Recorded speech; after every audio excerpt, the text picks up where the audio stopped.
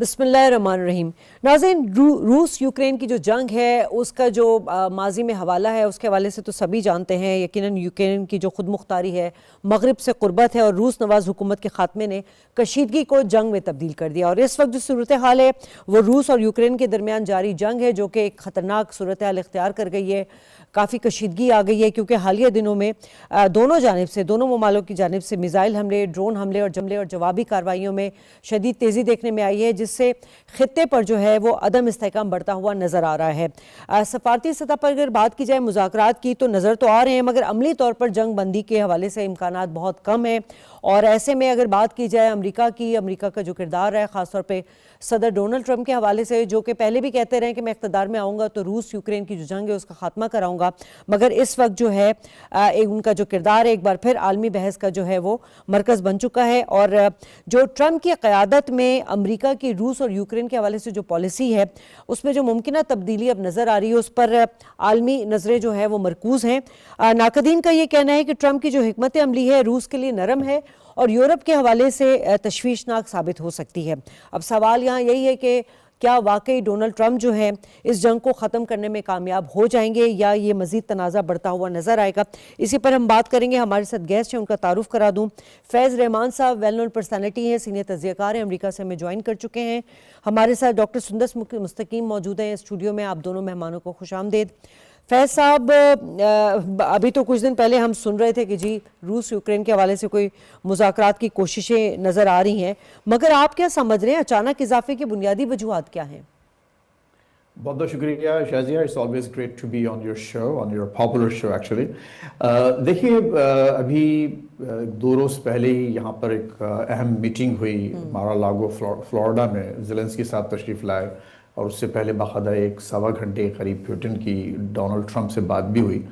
और उसके बाद आप ही का एक सिस्टर चैनल जो इंग्लिश चैनल है उस पर मैंने बात की थी और उसमें वो लोग, बड़ा एक्साइटमेंट था यहाँ पर भी और यूक्रेन में भी, और ज़ेलेंस्की भी बहुत खुश थे कि शायद हम एक जंग बंदी के करीब पहुंच रहे हैं। लेकिन मैंने यही कहा था कि ये वो फिल्म है जो हम बारहा देख चुके हैं, कई मुलाकातें हुई, हर मुलाकात में यही कहा जाता है कि अब हम जंग बंदी के करीब हो चुके हैं और 95% इम्कानात हैं।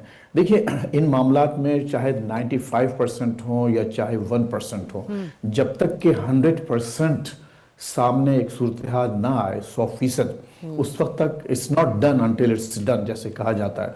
और वही हुआ। आपने देखा है कि अचानक वहाँ से खबरें आना शुरू हुई रूस से कि यूक्रेन ने सदर पुतिन की ज़ाती रिहाइशगाह पर हमला करने की कोशिश की और ज़ाहिर हमला करने की कोशिश यही है कि उनको कत्ल किए जाने की साजिश का उन्होंने एक इल्ज़ाम लगाया है, जिसका कि पाकिस्तान ने भी उसकी मजम्मत की है। सर ट्रंप ने उस पर अफसोस का इजहार किया और कहा कि उनको पूरी मालूमात नहीं है, लेकिन अगर ऐसा है तो अफसोसनाक है।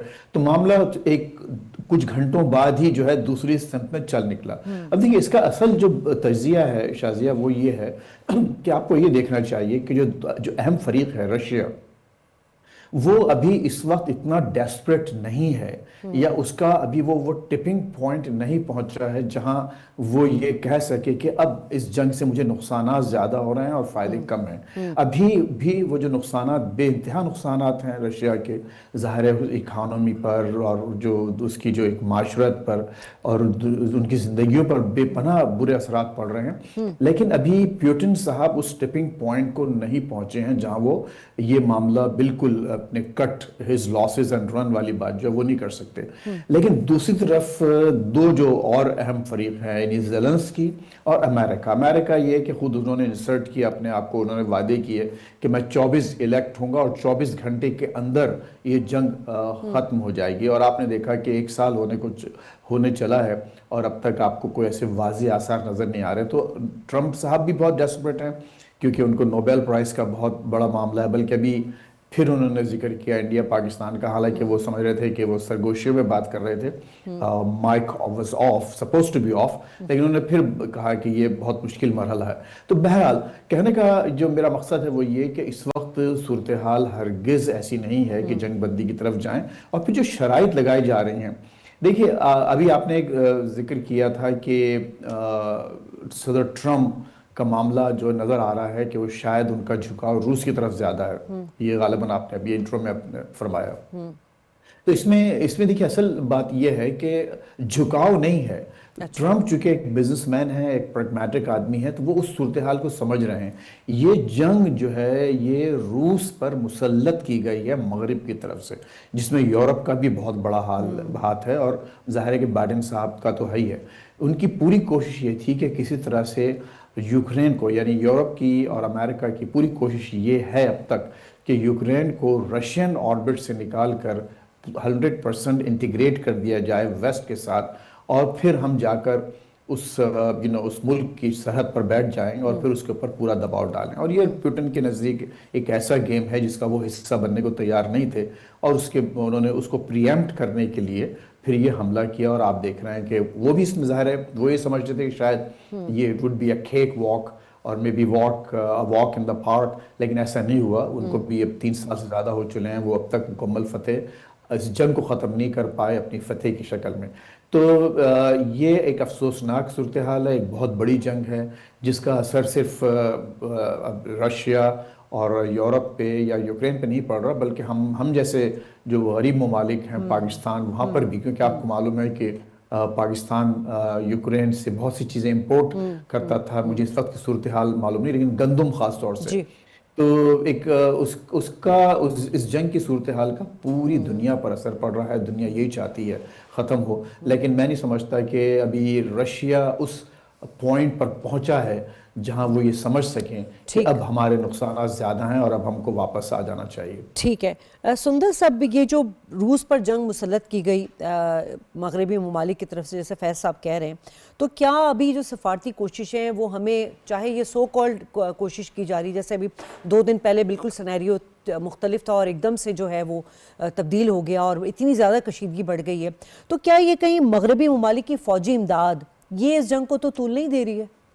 देखिए जी, अगर हम देखें कि इस जंग में फ़ायदा किसका है, ये जो इस रीसेंट अटैक पर फ्लोरिडा में हमने देखा कि पीस प्रोसेस काफ़ी आगे तक चला गया था। Zelensky was finally, it was a sigh of relief for Zelensky, कि उसको भी लगा, क्योंकि इससे कुछ महीने पहले अगर हमने देखा कि कुछ अर्सा कबल जो रशिया स्विस प्लान ट्रम्प ने इंट्रोड्यूस करवाने की कोशिश की थी, उस पर ज़ेलेंस्की तो बल्कि बरहम थे, वो बिल्कुल उससे नाखुश थे कि जनाब इसमें तो कुछ भी हमारे हक़ में नहीं जा रहा है। तो उसको जब रिवाइज़ करवाया गया तो सिर्फ 15 साल की गारंटी यूक्रेन को मिली थी from the Trump side, and we were wondering कि व्हाई ओनली 15 इयर्स, ये लाइफ टाइम गारंटी यूक्रेन को क्यों नहीं मिली है कि जंग ताहयात ख़त्म हो जाएगी, सीज़फायर जो है वो ताहयात रहेगा, सिर्फ 15 साल की क्यों चली ना। और इसके बाद जनाब बहुत सारी चीज़ें थी जो रशिया के ही हक़ में थी। The ball is still in Russia's court. हमने देखा ट्रम्प की as a mediator role play करने के बावजूद भी कोई खातिर खा फ़र्क नहीं पड़ा है, जैसे कि सर ने भी वजह फरमाया कि ट्रम्प को तो उससे नोबेल पीस प्राइज़ लेना है एज ए मीडिएटर। उसने जो ट्रम्प ने आने से पहले उन्होंने कहा था जनाब कि ना सिर्फ वो दौरे हुकूमत में इक़्तिदार में आने के बाद ना सिर्फ तमाम जंगें ख़त्म करवा देंगे, तो उनकी फर्स्ट प्रायोरिटी इंडिया पाकिस्तान नहीं, वो तो अचानक से शुरू हुई थी, बल्कि यूक्रेन रशिया वॉर ही थी, या उसके बाद पैलेस्टाइन का प्रोसेस था। लेकिन अभी हमने देखा कि इस अटैक से अगर हम देखेंगे तो फ़ायदा किसको हो रहा है, जैसे कि ज़ेलेंस्की ने कहा कि इन झूठे इल्ज़ामात की तरदीद करते हुए उन्होंने कहा कि ये रशिया की एक और काविश हो सकती है यूक्रेन की अहम सियासी और हुकूमती इमारात पर हमला करने की। तो इस बात में काफ़ी वज़न है कि रशिया को एक और एज मिला, एक और एक्सक्यूज़ मिल रहा है ताकि वो यूक्रेन पर जो है वो बरहम होकर, जो अपेरेंटली एग्रेसिव होकर हमला करे। अगर यूक्रेन में इतनी सख्त होती कि वो पुतिन के घर पर हमला करता with 91 drones, is it making any sense? मतलब कि यूक्रेन क्या इतनी सख्त रखता है कि वो डायरेक्ट पुतिन के घर पर हमला करे, जबकि उसको पता भी है कि वो ऑलरेडी वीक पोजीशन पे है। वो आहिस्ता आहिस्ता पीस प्रोसेस की तरफ बात बढ़ रही थी। हाँ, उन्होंने थोड़ा सा कॉम्प्रोमाइज़ नहीं किया कि जनाब आप हमारी टेरिटरी भी ले लें, आप हम पे हमला भी करें। तो अब अपने सिर्फ इस वक्त जो इंटीग्रल टेरिटरी का जो कंसर्न है, ठीक है, ऐसे टेरिटरी इंटीग्रिटी के उस पर कॉम्प्रोमाइज़ यूक्रेन नहीं कर रहा है कि आप हमसे हमारी छीनी हुई टेरिटरी में वापस दें, ना कि और लेने की बात करें। तो इस पर तो ज़ेलेंस्की ने पहले भी जो है वो कॉम्प्रोमाइज़ नहीं किया था। तो अब जबकि मज़ीद सीज़ फायर की तरफ बात बढ़ी है, ज़ेलेंस्की वाज फाइनली हैप्पी की बात बढ़ी है, तो अचानक से इस हमले ने ना सिर्फ ज़ेलेंस्की को बल्कि ट्रम्प को भी नाला कर दिया है। तो ट्रम्प नहीं चाहते थे कि अचानक से हमला हो और वो जो कामयाबी की तरफ बढ़ रहे थे फ्लोरिडा पीस प्रोसेस के बाद से, उसके बाद से प्रोसेस स्टेप बैक हो जाए। तो अभी तो इसमें फ़ायदा भी रशिया का ही लग रहा है और इसमें आड़ भी रशिया ही है। तो आई थिंक मुझे बिल्कुल नहीं लगता कि जनाब कि यूक्रेन ऐसी कोई हरकत कर सकता है। यूक्रेन वो सकत भी नहीं रखता है, जबकि इसका फ़ायदा भी रशिया ही को होता नज़र आ रहा है। ठीक है। अच्छा फैज साहब, क्या ये जो रूस के बारे में आपने बताया कि वो डेस्परेट नहीं है, वो अभी नहीं इस पॉइंट पर आया है कि जंग जो है उसके लिए नुकसानदेह, उसे ख़त्म होना चाहिए, बात फिर वही आ जाती है क्या इलाकाई कंट्रोल या फिर असर रसूख बरकरार रखना? क्योंकि हमने देखा है कि रूस जो है वो क्रीमिया और जो मशरकी यूक्रेन है उन पर अपना कब्जा कानूनी और स्ट्रेटेजिक तौर पर जो है समझता है, इसलिए वो पीछे हटने को तैयार नहीं है। शाजिया देखिए, हिस्टोरिकली यूक्रेन उस पूरे हेमिस्फेयर का हिस्सा रहा है, यानी रशिया और जो उसके आसपास के जो ममालिक हैं, खुसूसन पिछले कई सैकड़ों सालों से आप ये देखें, बल्कि यूक्रेन के बारे में ये कहा जाता है कि it's not a real country, it's an invented country. मतलब इधर टुकड़े इधर से जोड़ के इसको बनाया गया था। और रशिया का जो उसका क्लेम है, खुसूसन क्राइमिया, आपको मालूम है, आपके नाज़रीन को शायद मालूम हो, जो क्राइमिया जो यूक्रेन का एक बहुत बड़ा हिस्सा था, वो एक ज़माने में ऑटोमन अम्पायर के ज़ेर नगी था, यानी उस पर उस्मानी हुकूमत, उस्मानी जो खिलाफत थी उसका दौरा था। तो ये सारी बातें ऐसी हैं जो तारीख़ के अगर आप हवाले से देखें तो रशिया का जो इस वक्त, मैं उसकी वकालत ज़ाहिर है वाशिंगटन में बैठकर मैं रशिया की वकालत नहीं कर सकता, मैं सिर्फ ये बताना चाह रहा हूँ कि इस वक्त जो एक हकीकत पसंदाना जो व्यू है, जिसको खुद ट्रम्प भी समझते हैं। देखिए, अभी आपकी मेहमान साहबा ने फरमाया कि जो गारंटी की जो बात की थी 15 साल की, इन्होंने कहा कि हमें 50 साल की गारंटी दी जाए, सिक्योरिटी गारंटी, और ये कहा कि वो सिमिलर टू जो नेटो की जो आर्टिकल 5 की जो गारंटी है उसके मुतरादिफ है। अच्छा, असल झगड़ा ही वो है, यानी रशिया ये नहीं चाहता कि यूक्रेन हमारे ऑर्बिट से निकलकर वो नेटो का हिस्सा बन जाए और नेटो की तमाम जो अफवाज हैं, तमाम ममालिक उसके बॉर्डर पर आकर बैठ जाएं और उसको मुसलसल घूरते रहें और शरारतें करते रहें। ये एक सबसे बड़ा जो स्टिकिंग पॉइंट है ये है। अब आप ये कह रहे हैं ज़ेलेंस्की साहब कि मुझे 50 साल की गारंटी दी जाए, अमेरिका दे, यानी इसका मतलब ये हुआ कि अमेरिका जब भी अगर कुछ होगा तो अमेरिका इसको डिफेंड करने पहुंच जाएगा। तो रशिया के लिए जो है बात तो वही हो गई कि चाहे अमेरिका पहुंचे या वो दूसरे यूरोपियंस पहुंचे, बात तो, या नेटो अफवाज पहुंचे, बात तो उनके लिए वही है कि आप उनको वही गारंटीज देना चाह रहे हैं जो कि एक नेटो मेंबरशिप की वजह से उनको मिलेगी, तो वो उसको एक्सेप्टेबल नहीं है। देखिए, जहां तक इसकी बात है कि जो हमला हुआ है, एक होता है, देखिए अब ज़ाहिर है फॉल्स फ्लैग ऑपरेशंस तो आपको मालूम है दुनिया की सियासत में, हमारे अपने खिते में आपने देखा है कि भारत ने किसी दफ़ा फॉल्स फ्लैग ऑपरेशंस किए और उसको जवाब बनाकर पाकिस्तान को पर हमला करने की कोशिश की, पाकिस्तान को दबाने की कोशिश की सिफारती हवाले से। तो ये भी हो सकता है, ऐन मुमकिन है। अच्छा, लेकिन आपको खदशा है ये कि कोई फॉल्स फ्लैग करके जो है रशिया इस मुज़ाकरात को रोकना चाह रहा है? हाँ, ज़ाहिर है हमारे पास इस वक्त यहाँ बैठ के अभी ऐसे वसाइल नहीं है हम जैसे तजियाकारों के पास कि हम पूरी कतईयत के साथ, पूरी सर्टेनिटी के साथ ये बता सकें कि हाँ भी ऐसा ही हुआ है। ज़ाहिर है हम तो तजिया पेश कर रहे हैं। अच्छा, अब लेकिन इसमें एक बहुत दूसरा पहलू इसका ये है, आप देखिए जब जंगें होती हैं तो आज अगर ये जंग है जो बाकी, यह है प्यूटिन की वजह से। अगर आज प्यूटिन साहब किसी हवाले से कमज़ोर हो जाते हैं, ये मंजर से गायब हो जाते हैं, तो ये जंग उसी दिन ख़त्म हो जाएगी। मैं इसकी मिसाल दूं आपको, अभी 25 दिसंबर गुजरा है, कायद आज़म का यौम पैदाइश था और काफ़ी चीज़ें उस पर बताई गई, पढ़ाई गई।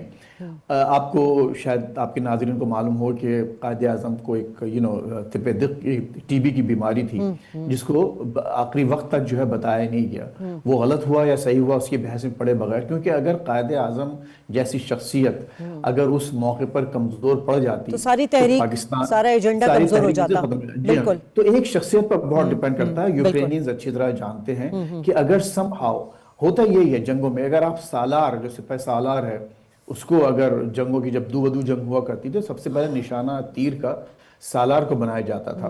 तो ये एक पहलू हो सकता है, एक काबिल यकीन है कि हाँ इन्होंने कोई ऐसी मरते मरते भी ये कोशिश की है कि वो प्यूटन को निशाना बनाएं, उसको एलिमिनेट करें, और उसको एलिमिनेट करने के बाद ज़ाहिर है कि जंग जो है फ़ौरन ख़त्म हो जाएगी और जंग ख़त्म होने का फ़ायदा पूरा ज़ाहिर है यूक्रेन को पहुंचेगा। तो ये एक जैसे कहते हैं ना, बई-दस करीने कयास नहीं है, ठीक है, हो सकता है ऐसा। अच्छा, अब आइए इसकी तरफ कि क्या, जैसे कि आपने पूछा कि क्या रशिया वाकई डेस्परेट है। रशिया के पास इस वक्त जो है वो एक उनका एजेंडा है, 1 पॉइंट एजेंडा। वो बार बार पुतिन यही कहते हैं कि आप ये ऐलान कर दें कि आप हमेशा के लिए फॉर एवर आप नेटो का मेंबर नहीं बनेंगे। ये एक उनका मेन पॉइंट ये है। अच्छा, घुमा फिरा के ज़ेलेंस्की साहब वही बात ले आते हैं। अच्छा, फिर ज़ेलेंस्की का ये मसला नहीं है सिर्फ रशिया के साथ, अब वेस्ट के साथ भी उनका मसला हो चला है, क्योंकि अमेरिका ने अब ये कहा है कि भाई आपको पिछले साल तो आपको प्रेसिडेंशियल इलेक्शंस कराने थे, आपकी मियाद मुकम्मल हो चुकी है, पूरी हो चुकी है, आप अब बैठे हैं तो इलेक्शंस भी आप कराएं। अब ये कहते हैं हम इलेक्शन इसलिए नहीं करा सकते कि मुल्क जो है वो मार्शल लॉ के तहत चल रहा है और मुल्क में हालत जंग है, हम वोटर्स को वोटिंग बूथ तक नहीं पहुंचा सकते। सारे अच्छे एक्सक्यूजेस हैं, लेकिन अब वेस्ट की तरफ से भी, अमेरिका की तरफ से और यूरोप की तरफ से खुद ज़ेलेंस्की पर भी ये एक दबाव बढ़ता जा रहा है। तो इस वक्त मैं नहीं समझता कि ज़ेलेंस्की साहब की जो पोजीशन है ओवरऑल काबिल रश्क है, काबिल रहम ज़रूर है। हमारी पूरे हम ये ज़ाहिर है हर अमन पसंद शहरी, ये दुनिया का शहरी यही चाहता है कि ये जंग मुकम्मल तौर पर और जल्द ख़त्म हो, लेकिन मुझे नहीं लगता कि ऐसा जो है बहुत जल्द होने वाला है। अच्छा सुंदर, रूस यूक्रेन की जंग का दायरा कार अगर वसी होता है तो इससे तो जो हमारा मशरिक़ वस्ता है, जो हमारे ख़ास तौर पे ईरान, इजराइल और खलीजी ममालिक हैं, उस पर तो असरअंदाज होगा, लाजमी सी बात, हम इस पर बात कर चुके हैं। मगर इस वक्त जो है इस जंग से अमेरिका की मईशत ले लें आप, तवानाई और सिक्योरिटी के जो स्ट्रेटेजिकली जो है वो तमाम चीज़ें जो इनको लेकर काफ़ी धचका पहुँच रहा है, बिलखुसूस जो नेटो का इत्तेहाद है इससे बड़ा मुतासिर हो रहा है। तो इसमें अब अगर सदर ट्रंप की अपनी ज़िद है या यूक्रेनी सदर की अपनी एक उनका अपना एक एजेंडा है, इन तमाम चीज़ों को लेके जो दुनिया के स्टेक लगे हुए हैं उस पर कोई प्रेशराइज किया जा सकता है दोनों मुल्कों को? देखिए, जंग जब दुनिया के किसी खत्ते में भी होती है तो बहुत सारे ममालिक, कॉन्टिनेंट्स जो हैं वो उससे मुतासर होते हैं। यकीनन यूक्रेन रशिया जंग से भी सबसे ज़्यादा तो ख़ुद यूक्रेन मुतासर हो रहा है। आपको पता है कि वो इकनॉमिकली कोई बहुत स्टेबल कंट्री नहीं है, स्टिल इन स्ट्रगलिंग फेस, और जंग ने और उस मुल्क की हालत को तबाह कर दिया है। तो एक ये भी एक अंसर पाया जाता है कि इकनॉमिकली कंट्री को इस नहज पर ले जाएं कि वो खुद ही अपनी मौत मर जाए ना, कि वो with the passage of time कमज़ोर होता चला जाए। और with the passage of time Ukraine के साथ ये हो रहा है। सुपर पावर्स को शायद इतना फ़र्क ना पड़ता तो बहरहाल पूरी दुनिया को फ़र्क है, सुपर पावर्स को भी फ़र्क पड़ता है। आप देखेंगे सी रूट्स देख लें मुतासर होते हैं, आप देखेंगे फ़्लाइट्स मुतासर होती हैं, आप ऑयल मुतासर होता है, डॉलर मुतासर होते हैं, ठीक है, ट्रेड मुतासर होती है, तो सब कुछ मुतासर तो होता है। लेकिन वो एक पर्टिकुलर कंट्री जो कि इटसेल्फ अभी इस वक्त यूक्रेन मुतासर हो रहा है, ठीक है, जंग की हालत देखें, उनकी वेपन्स पोजिशन देखें, उनकी इकॉनमी देखें कि किस बुरी तरह मुतासर रही है। तो अगर ये सूरत हाल यही रही, जिसके प्रोग्राम में पहले भी सर ने बात की है कि अभी रशिया उस नहज पर नहीं पहुंचा, रशिया को तो मेरा ख्याल है कि एक दिन भी नहीं लगेगा अनाउंस करने में। अगर वो उस नहज पे पहुंचा कि उसको उस हद तक नुकसान हुआ तो वो तो फौरन हमला कर देगा यूक्रेन पे, लेकिन अभी उसको उस नहज का फ़ायदा नहीं, नुकसान नहीं हो रहा है। नुकसान जो भी हो रहा है यूक्रेन के पार्ट पर ही नुकसान ये है। और अगर अमेरिका की सपोर्ट हो, नेटो इत्तेहाद की सपोर्ट हो, तो वो नहीं चाहता रशिया के उसको मिले किसी भी तरह से, वो स्ट्रॉन्ग पोजिशनिंग पे ना आ जाए, वो वीक ही रहे, इकोनॉमिकली भी, इंटरनली भी, इन एनी वे वो वीक पोजिशन पर ही रहे यूक्रेन, और ना कि उसको यूरोपियन कंट्रीज़ की, नेटो की सपोर्ट मिले, ना ट्रंप की सपोर्ट मिले। To our surprise Ukraine Russia war से एक बात जो दुनिया के सामने आई कि रशिया और यूएस जो है वो we mistakenly thought are the superpowers are against each other, लेकिन जो कहते हैं ना ताकत को ही खींचती है, तो ये दोनों सुपर पावर्स एक दूसरे के अगेंस्ट नहीं गई हैं, जबकि स्नप यूक्रेन ही आलमी ताकतों का तवाजुन तो बिगड़ रहा है ना। आलमी ताकतों का तवाजुन एक तरफ से हमें लग रहा है कि वो बिगड़ रहा है, लेकिन अगर आपने यूएस को रशिया के अगेंस्ट जाते हुए देखा तो इस वक्त जीत तो यूक्रेन की होती, लेकिन यूएस अगेंस्ट नहीं गया रशिया के, जबकि विश प्लान जो ट्रम्प ने प्रपोज किया था, सबने ओपनली कहा जनाब इट्स रशिया's पीस प्लान। तो वो तवाजुन अगर बिगड़े तो ट्रेड कोई भी दो ममालिक के दरमियान मुतासर नहीं करता, हर कंट्री अपना इकोनॉमिक फ़ायदा, मिलिट्री फ़ायदा पहले देखती है।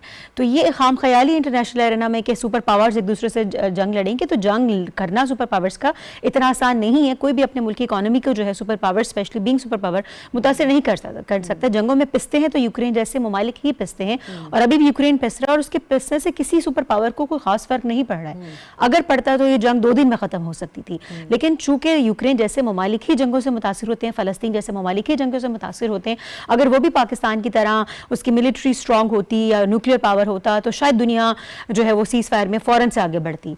तो लेकिन ये कि 2 सुपर पावर्स के दरमियान, 2 न्यूक्लियर पावर्स के दरमियान, 2 स्ट्रॉन्ग एक जैसी कंट्रीज के दरमियान जंग नहीं है, इसीलिए अभी तक सीज फायर तक नहीं पहुंची है। लेकिन जंग तवील होगी अगर, तो यकीनन ये आलमी तसादुम की तरफ तो बढ़ेगी। मैं अपने दोनों मेहमानों का शुक्रिया अदा करना चाहूंगी।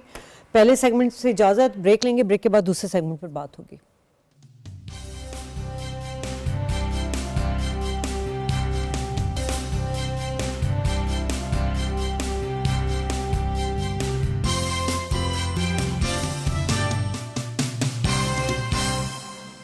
वेलकम बैक नाज़रीन, बात करते हैं हम एक बार फिर हिंदुत्व आइडियोलॉजी के हवाले से, जहां पर माइनॉरिटीज़ को देखा जाए तो उन पर तशद्दुद करना और ह्यूमन राइट्स का वायलेशन करना वो तो मामूल का बन चुका है।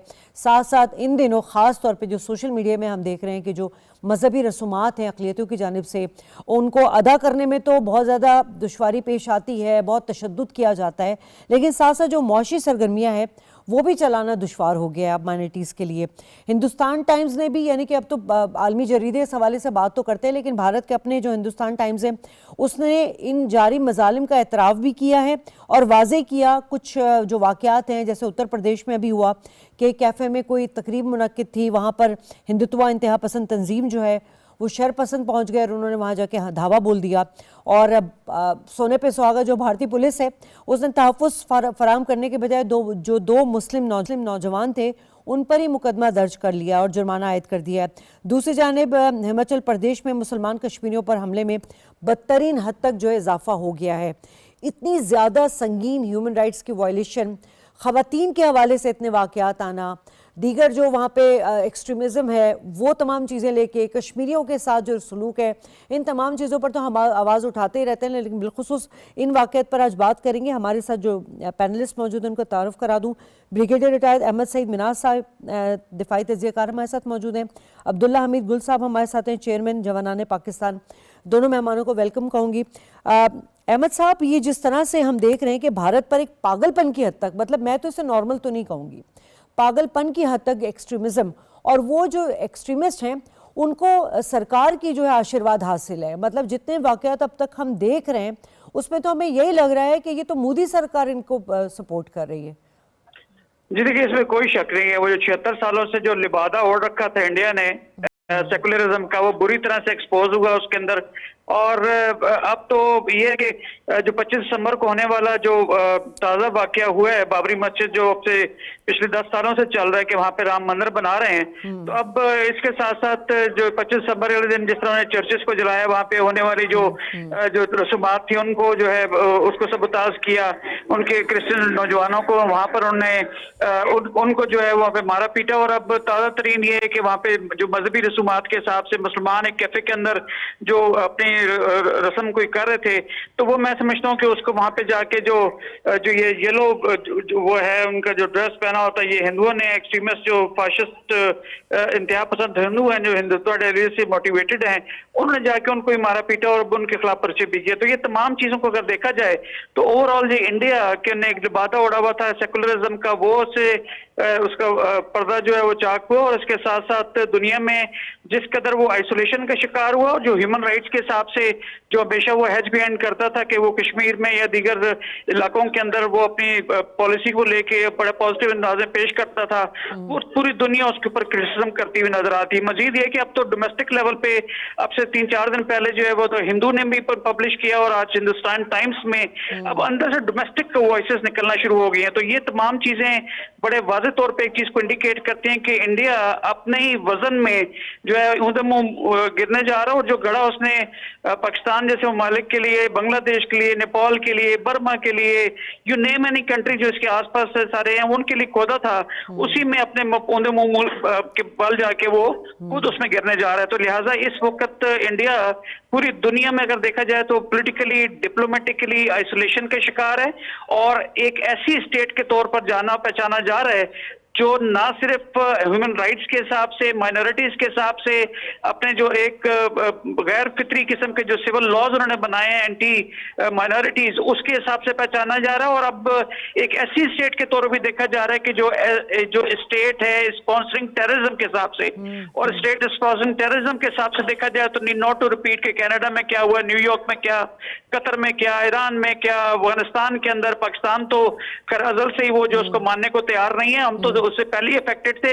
लेकिन अब ये जो टेररिज्म की अफरियत जिसके जो इंडिया पाकिस्तान जैसे अफेक्टेड था, उससे ना सिर्फ साउथ एशिया जो है वो खासतौर पे अफेक्टेड था, वो पूरी दुनिया में जो बुग़्ज़ चाइना में उसको गैर जरूरी तौर पर सपोर्ट किया गया, तो उसको शायद ये जोम हो गया कि वो शायद इंतहाई इंपॉर्टेंट मुल्क है, और स्पेशली साउथ एशिया के अंदर एक नेट सिक्योरिटी प्रोवाइडर है बुग़्ज़ चाइना में, तो उसको शायद गलत एक इबाम पैदा हुआ, और वो डिसमिसिव अप्रोच की वजह से पूरी दुनिया में टेररिज्म करता हुआ पाया गया। लेकिन जुल्म कहते हैं ना कि जब बढ़ता है तो मिट जाता है। बिल्कुल। अब वही चीज पूरी दुनिया जो है इंडिया के ऊपर फोकस किए हुए है, और बहुत जल्द आप देखेंगे कि ना सिर्फ ये बीजेपी की फाशिस्ट जो उनकी रजीम है ये जो है ये तितर बितर होगी, बल्कि उनके यहाँ अपने अंदर जो 27 मुख्तलिफ इंतहा जो इलाही पसंद तंजीमें हैं जो इस वक्त पूरी जोश जज्बे के साथ ठीक। अपने मुल्क को तोड़ने में लगी हुई हैं। ठीक सर। और सेवन सिस्टर्स के हिसाब से भी देखा जाए तो ये तमाम चीजें इंडिया को बहुत जल्द अपने वजन में तितर बितर करने जा रही है। ठीक जी। सर, आपका पॉइंट आ गया। अब्दुल्ला साहब, भारत की जब बात की जाती है तो हमें तो पाकिस्तान के साथ उसको अजली दुश्मनी तो नज़र आती है, दूसरी तरफ हमें नज़र आता है कि वो दहशतगर्दी को फ़रोग देता है। पाकिस्तान में उसके इंसर्जेंसीज के बहुत सारे शवाहिद हैं, अफगानिस्तान को इस्तेमाल कर रहा है।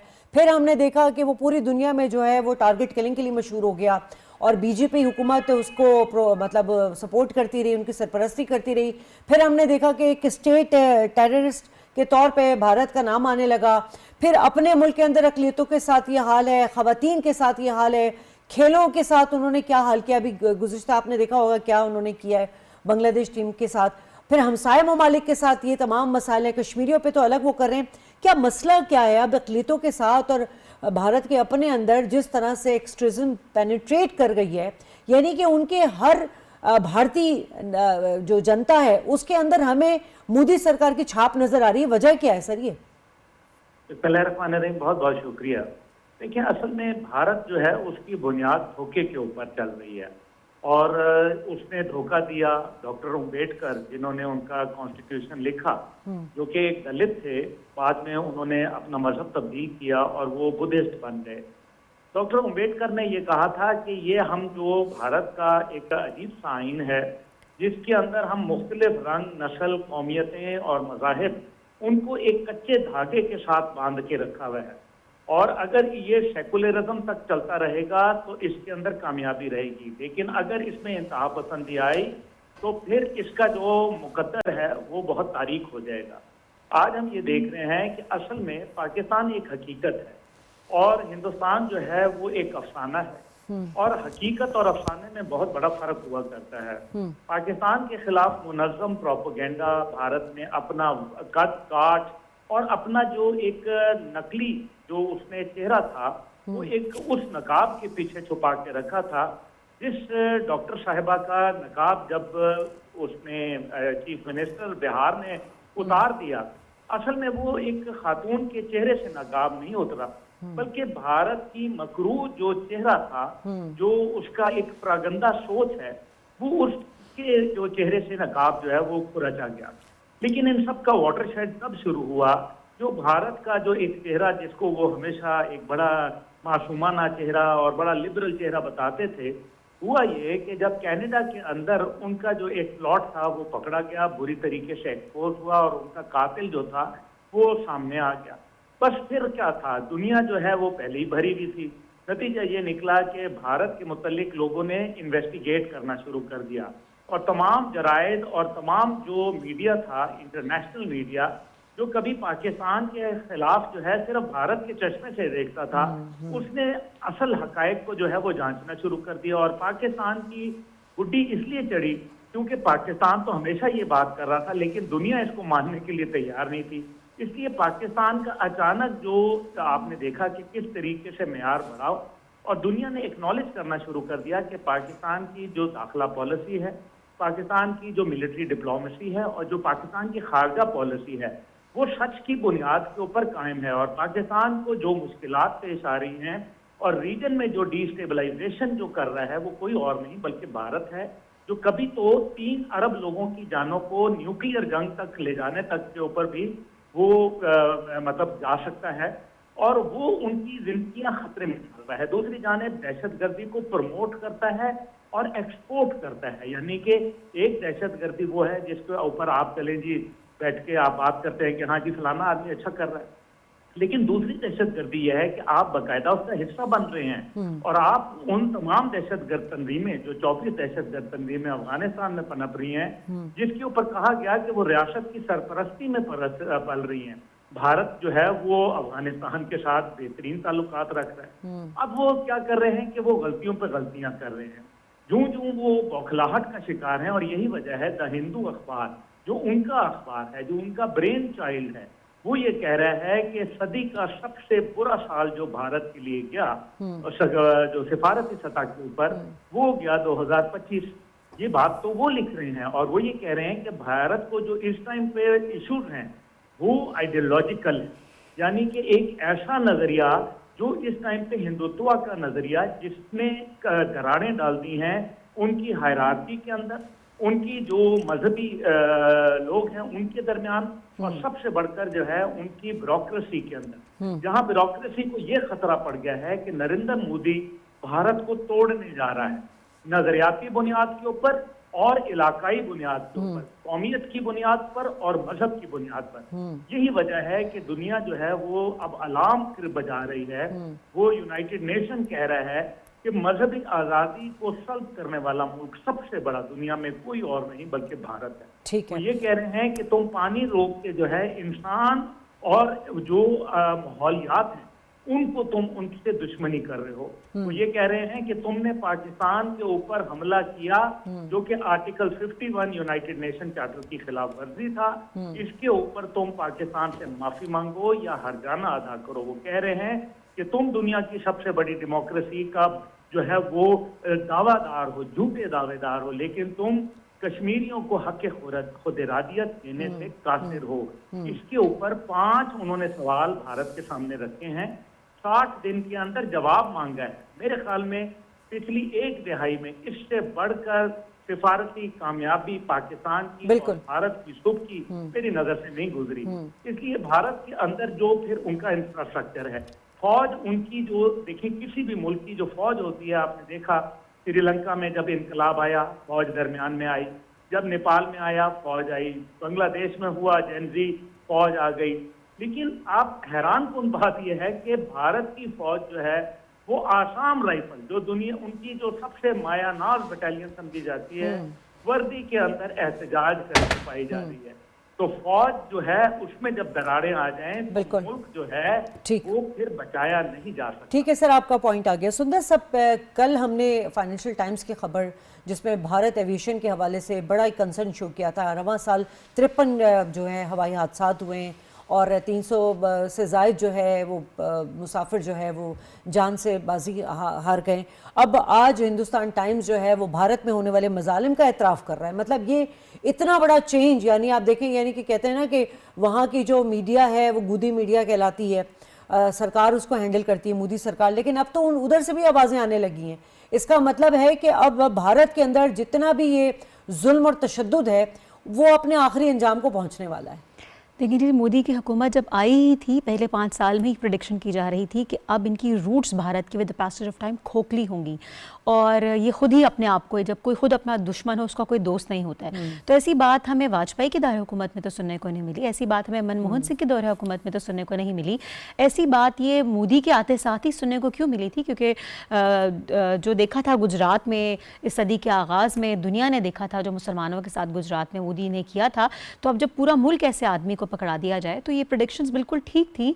और जो एक सेकुलर माइंडेड इंडिया था, ये जो आज भी जो सेकुलर इंडियंस हैं जो अपने हिंदुस्तान को बचाना चाहते हैं, वो बिल्कुल भी उन्होंने फोर्सी कर लिया था, उन्होंने प्रेडिक्ट कर लिया था कि आज से 5 साल बाद क्या होगा। और जब उस हुकूमत को 5 साल मजीद मिले तो फिर तो इस बात पे मुहर लग गई कि अब ऐसा ही होगा और अब ऐसा हो गया है।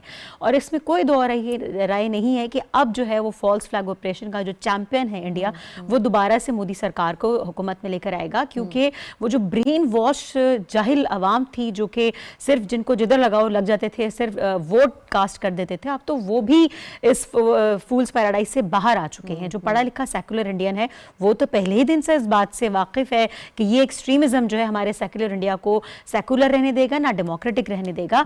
लेकिन वो जो एक ब्रेन वॉश तबका था जो गुर्बत की चक्की में इस कदर पिस रहे थे कि जिनको सिर्फ जिधर लगाओ लग जाते थे, अब तो शायद वो भी नहीं आ रहे हैं। लेकिन जो जहालत है। अब जिस तरह हम कहते हैं तालिबान के रिजिड माइंडसेट से हम नहीं लड़ सकते, तो दूसरी तरफ इंडिया अपने उस जाहिल माइंडसेट से नहीं लड़ सकता जो कि 25 दिसंबर को एक पादरी को गर्दन से पकड़ के स्नब करते हैं और अस्तगफुरुल्लाह ऐसी बात उनके मजहब के बारे में कही जाती है। मार कुटाई हर मुल्क में होती है, यहाँ पर भी अकलियतों को हमने देखने में कुछ ना कुछ आया है, लेकिन इस तरह से तो पाकिस्तान में कभी भी नहीं हुआ है कि हम जनाब अभी देखें प्रोग्रेसिव पाकिस्तान 2025 में कहा जा रहा है। पाकिस्तान में अगर अकलियतों के साथ कोई सलूक किया भी गया तो पूरी पाकिस्तान शहरी जो है वो मिनासुल कौम खड़े हो गए उसके और साथ, उसके पीछे भी कहीं ना कहीं इंडिया का ही हाथ निकलता रहा है, ठीक है। लेकिन ऐसा कभी भी नहीं हुआ कि हम किसी के जाके रिलीजियस मतलब उसके इबादत गाह में जाकर जो है उनको इस तरह स्नब करें, उनकी आज़ादी के उनके मजहब के बारे में सवाल होने चाहिए, तो कहीं भी नहीं होता है ना। तो सारी हदें जो है अभी क्रिसमस में हमने देखा जिस तरह से पाकिस्तान में लाहौर कराची पूरे पाकिस्तान में क्रिसमस सेलिब्रेट की गई थी और जो क्रिश्चियंस के साथ इंडिया में हुआ है, तो आप मुसलमान क्या मणिपुर में जो है उसकी मिसाल नहीं मिलती है, गुजरात में मुसलमानों के साथ उसकी मिसाल नहीं मिलती है, खालिस्तान तहरीक में सिखों के साथ जो है उसकी तहरीक नहीं मिलती है, बांग्लादेश को नहीं छोड़ा है।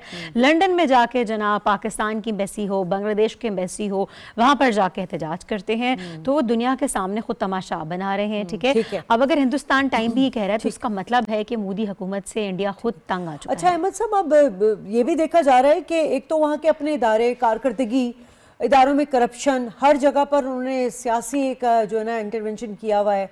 दूसरा ये कि अब खेलों में भी आप देखें कि सियासत को उन्होंने डाला। पहले तो पाकिस्तान के साथ जो रवैया था वो तो था, अब बांग्लादेशी क्रिकेटर्स को आईपीएल में खेलने से रोकने की धमकियां देना, मतलब अब तो उन्होंने अपने यहाँ खेलों को भी नहीं बख्शा और खेलों में भी जो है ना हमें वो एक्सट्रीमिज्म नजर आ रही है। तो ये तो दुनिया देख रही है, अब इस पे क्या दुनिया को इकदाम लेने की जल्द अज जल्द जरूरत होनी चाहिए? बिल्कुल, लेकिन इस वक्त जितनी इंतहा पसंदी की इकाइयां हो सकती हैं वो सब की सब जो है वो उसके हिसाब से जो इंडिया है वो बुरी तरह से एक्सपोज हुआ है। और खेलों को ले लें आप, जैसे अकलियतों के हिसाब से ले लें, हर तरीके से अगर आप देखें तो इंडिया जो है वो इंतहा पसंदी का शिकार हुआ। इसका पिछले दिनों जैसे एशिया कप हुआ था उसके अंदर उन्होंने जो है पाकिस्तानी कैप्टन से हाथ नहीं मिलाकर अगर वो जीत गया तो उन्होंने उसके बाद ट्रॉफी लेने से इनकार किया। अब बांग्लादेशी टीम के साथ जिस तरह से उन्होंने रवैया रखा हुआ है उनको अपने आईपीएल पे नहीं आने दे रहे। लेकिन ये तमाम चीजें बेसिकली किस चीज को जाहिर करती हैं? उस नाजीइज्म से मोटिवेटेड जो आरएसएस है उससे जो निकली हुई ये जो बीजेपी की गवर्नमेंट है जो कि पॉलिटिकल फेस है आरएसएस का, ये तमाम चीजें वहां जाके कन्वर्ज होती हैं। लेकिन चूंकि एक इंतहा पसंद हिंदुत्व टेक्नोलॉजी के साथ लेके अगर जो एक आइडियोलॉजी लेके आगे बढ़ रहे हैं उसके हिसाब से इस वक्त इंडिया पूरी दुनिया में एक ऐसे मुल्क के तौर पर जो है वो पहचाना जा रहा है जो हर चीज के अंदर एक्सट्रीमिज्म के हवाले से जो है वो उस प्रिज्म से देखा जा रहा है। आप इसको जो अभी पुलवामा का इंसिडेंट हुआ था इवन वहां पर भी जिस तरह की आउट ऑफ प्रोपोर्शन उन्होंने एक मिलिट्री कार्रवाई की पाकिस्तान के ऊपर, वो भी एक इंतहा पसंदी थी, एक तरह की इंतहा पसंद की जिसमें दुनिया उनको जो है समझा रही है और पाकिस्तान बड़े नफे अल्फाज में कह रहा है कि don't match with Pakistan, but still वो ड्रोन स्ट्राइक वगैरह सारे कर दे। लेकिन पाकिस्तान ने वहां पर भी इंतहाई रिस्ट्रेंट, रिस्पॉन्सिबिलिटी और रैशनैलिटी के साथ जो है वो उसका रिस्पॉन्स जनरेट किया। लेकिन जब रिस्पॉन्स जनरेट करने की बारी आई तो आधे घंटे में वही सारा इंतहा पसंदी आधे घंटों में वो घुटने के ऊपर आने में मजबूर हुआ था। तो लिहाजा किसी भी चीज की जो इंतहा पसंदी है वो ना सिर्फ डोमेस्टिक लेवल पे, ना पॉलिटिकल लेवल पे, ना डिप्लोमेटिक लेवल पे, ना मिलिट्री लेवल पे, ना खेलों में, हर कहीं पे वो कामयाब नहीं होती है। तो लिहाजा इन तमाम चीजों को सामने रखते हुए मैं समझता हूँ कि दुनिया को अब अपनी जो पॉलिसीज हैं, जो फॉरेन पॉलिसी जो इंडिया की जानिब अपनी मंडियों की वजह से जो अपनी मसनूआती खपत की वजह उनको देखते थे या फॉर दैट मैटर चाइना के बुग्स में उनको सपोर्ट करते हैं, उसको रिविजिट करने की जरूरत है। अब वही चीजें जो हम साउथ एशिया वाले तो भुगत रहे हैं, खास करके पाकिस्तान तो भुगत ही रहा है, लेकिन हमने उनको एक जो है अपने एक एट बे रखा हुआ है। तो क्या पूरी दुनिया ये चाहती है कि इंडिया के जो मजालिम के शिकार या दहशतगर्दी का शिकार हो या इंतहा पसंदी का शिकार हो? तो लिहाजा choice rest with the world और आई थिंक महज़ब दुनिया में जहाँ ग्लोबल विलेज है वहाँ पे इस किस्म। अच्छा अब्दुल्ला साहब, हम हमेशा बात करते थे तो दुनिया अपनी जो है ना मफाद पर चलती है, भारत के साथ उनके जितने मफाद थे तो उन्होंने जो गुज़िश्ता 1-2 साल पहले की जो भारतीय करतूत थे उसको उन्होंने सरफे नज़र किया हुआ था, उसको अगर सुनते भी थे तो उसको पर डिस्कशन नहीं होती थी। मगर अब तो बबांगे दहल जो है भारत की जो मोदी सरकार की ख़ास तौर पे पॉलिसी है और जो नज़रियाती रियासत में बदल चुका है जमहूरी रियासत के बजाय भारत, तो उस सिलसिले में आप क्या समझ रहे हैं कि वहां की जो अपोजिशन है वो क्या सोच रही है, और क्या मोदी सरकार के धड़न तख्ते के भी खतरात है? मोदी सरकार को तो ऑपोजिशन तो अपनी जगह, लेकिन आदित्य योगीनाथ वगैरह जो इस टाइम पे बीजेपी के अंदर नेक्स्ट लीडरशिप के क्लेमेंट हैं, वो कहते हैं कि नरेंद्र मोदी को अब इस्तीफा दे देना चाहिए 75 साल की उम्र के अंदर, अब उसको घर चले जाना चाहिए। ये बातें खुद बीजेपी के अंदर से आना शुरू हो गई हैं। बीजेपी जो अहदाफ हासिल करना चाहती थी वो उसको मतलूबा अहदाफ हासिल नहीं हुए, वो मजीद इंतहा पसंदी चाहते हैं। लेकिन दूसरी जानिब जो है वो आपको ऑपोजिशन का जहां तक सवाल है, देखिए ऑपोजिशन के अंदर इस टाइम पे लोगों के अंदर एक शदीद अपनी गलती का एहसास हो चला। वो जो कहते थे कि अब की बार 400 पार, उनको कोalition हुकूमत बनानी पड़ी, और जो पहले ऑपोजिशन की एक बात को सुनने के रवादार नहीं थे, आज वो ऑपोजिशन के सामने जो है बेबस नजर आते हैं। पंजाब जो है वो उनको कहता है कि तुमने सैलाब के दौरान हमारी न्यू दिल्ली ने मदद नहीं की और हम तनतनहा हैं, अकेले हैं। दूसरी जानिब जो है नागालैंड के अंदर आज़ादी के नारे जो है वो लग रहे हैं। जो इस टाइम पे उनके बाकी सूबे हैं उनके अंदर हालात जो हैं वो इंतहाई कमज़ोर हालात हैं। अक़लियतें चाहे वो सिख हों या वो क्रिश्चियन हों या वो मुसलमान हों, कश्मीर उनके हाथ से पहले ही जा चुका है। अब इसमें डिसोरिएंटेशन का जो मामला है वो ज़्यादा है। उनको ये समझ नहीं आ रही कि कौन सा सीधा है और कौन सा उल्टा है, और इसमें वो गलतियां करेंगे।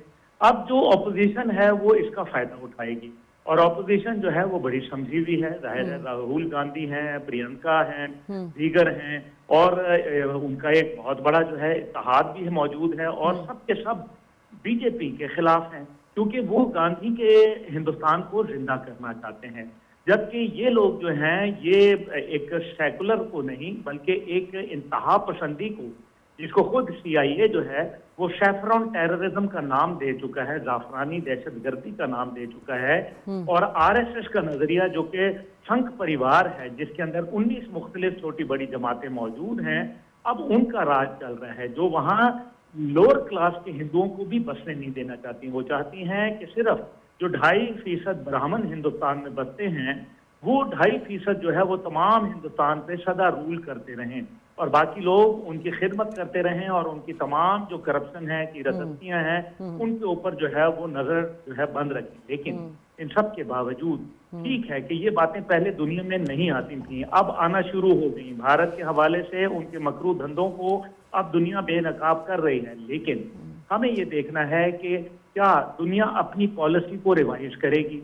क्या अमेरिका जो कि एक काउंटर बैलेंस के तौर पर चाइना के हिंदुस्तान को खड़ा कर रहा है, क्या वो अमेरिका उनसे अब जो है वो दिफाई डील जो है उसके ऊपर नजर षानी करेगा? क्या जो मगरिब है जो उनसे ट्रेड कर रहे हैं, क्या मजहबी आज़ादी को सल्ब करने वाले लोग, दहशतगर्दी को एक्सपोर्ट करने वाले लोग, इंसानियत के दुश्मन लोगों के खिलाफ क्या उनके ऊपर कोई सिफारती पाबंदियां आयद होंगी? क्या उनके ऊपर कोई मुआशी पाबंदियां लगेंगी? कोई दिफाई डील जो उनकी खत्म होंगी?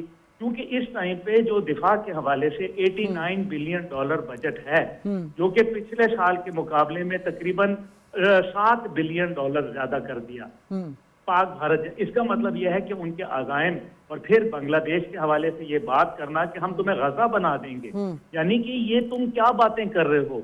तो इसका मतलब है कि इंडिया को अभी भी जो एक कहीं ठंडक का एहसास है मगरिब से, कि शायद मगरिब उनका सेवियर हो, लेकिन क्योंकि मगरिब के अंदर एक सिस्टम मौजूद है और वहाँ की आवाम जो है मजबूत है, वो तो थोड़ा बहुत तो सर पे नजर कर सकते हैं चीजों को, लेकिन ज्यादा जो इंतहा पसंदी है उसको सर से नजर नहीं किया जा सकता। नतीजा ये निकलेगा कि भारत अपने वजन से खुद गिरेगा, और इसका आगाज जो है वो हो चुका है बुनियादों महसूस। बिल्कुल इसका आगाज हो चुका है, और जिस तरह से हिंदुत्व आइडियोलॉजी जो कि मोदी सरकार का एजेंडा है, नाकाबिले तलाफी और तवील मुद्दती जो है ना भारत को नुकसान पहुंचा चुका है, और वो दिन दूर नहीं है जब मोदी सरकार का जो चिराग जो है वो बुझने वाला है। मेहमानों से इजाज़त चाहूँगी, शुक्रिया अदा करने के साथ प्रोग्राम से इजाज़त लेने के बाद।